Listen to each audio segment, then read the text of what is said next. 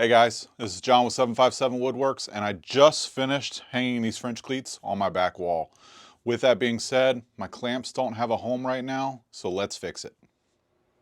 So the first thing you want to do is kind of figure out your measurements. So you want to grab the clamps that you're going to be putting on the clamp rack. I'm using these Harbor Freight parallel clamps. These things are fabulous, by the way. And measure how thick the top part is. This was going to allow you to figure out how many you can stack. In my particular case, these are 2 inches. So I'm going to do 4 of them on the rack, I think. So I'm going to go 8.5 inches just to give a little bit of a lip. And I've got this piece of 3/4 scrap. It's 5 inches thick and about 40 inches wide. This is going to work perfectly. So what I'm going to go ahead and do is cut 2 8.5 sections and another 8-inch section for the backing piece. And it'll all make sense in a minute. So let me go ahead and measure this out, and I'll cut it up and we'll go to the next step.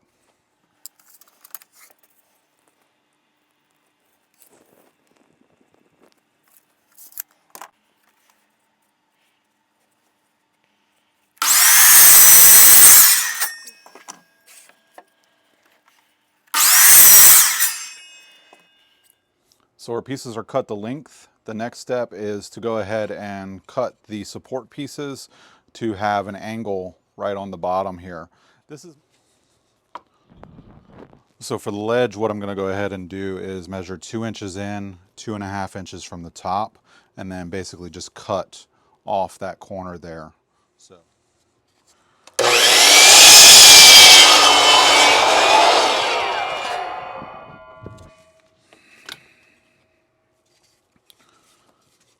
Okay, so we have our 2 pieces that have the 2 ledges. So this part here will be the top, and then from there, we're going to go ahead and pocket hole these guys into the back. We've got the pocket hole jig down. We've got the depth set for the drill guide as well as the Craig jig itself. So the next step is to go ahead and set these guys in here. Clamp them down.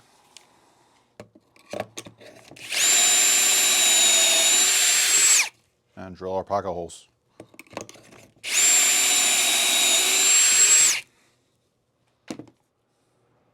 Now that the ledges have pocket holes in them, the next step is to figure out how far apart the ledges need to be. So the parallel clamp that I have here is just a smidge under 2 sheets of 3/4 plywood, so I'm going to use that as a spacer. Now, I did make a slight mistake. It's not the end of the world. I can definitely fix it, but I would recommend reversing the pocket holes just to make them a little easier, because I'm going to have to attach this one first, screw those in, and it would be a lot easier to come from the outside with everything clamped together. So not a big deal, but just food for thought for if you're doing this yourself. Okay, so I am going to use a little bit of glue on the underside here just to increase the strength of it a little bit. Probably not necessary, but don't want my clamps crashing down.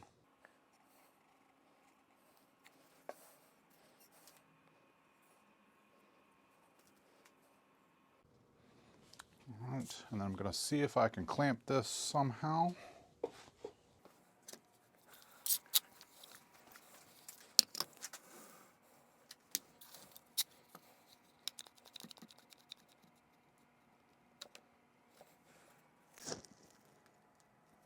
Okay.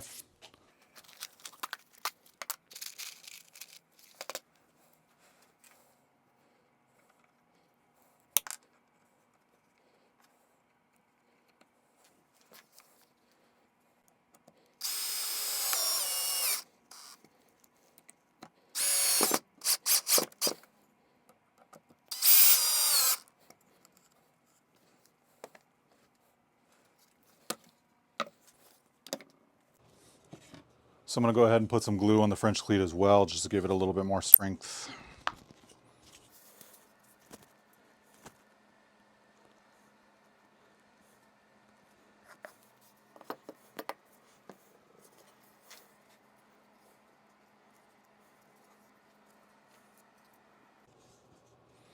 And just because these like to slide around a little bit, I'll go ahead and put a clamp on here.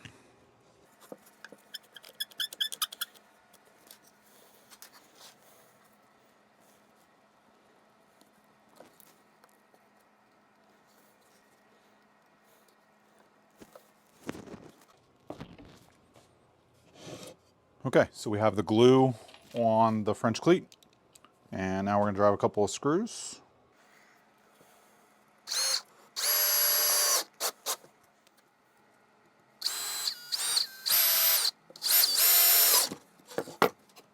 So I did let the glue dry for about 30 minutes or so. With that being said, this guy is finished. Last thing to do is put it on the French cleat wall. So there it is, and see if it holds our clamps.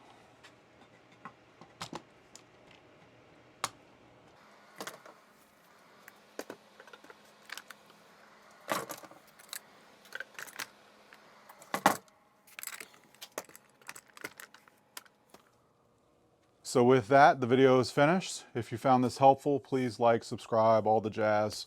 Until then, I'll see you next time.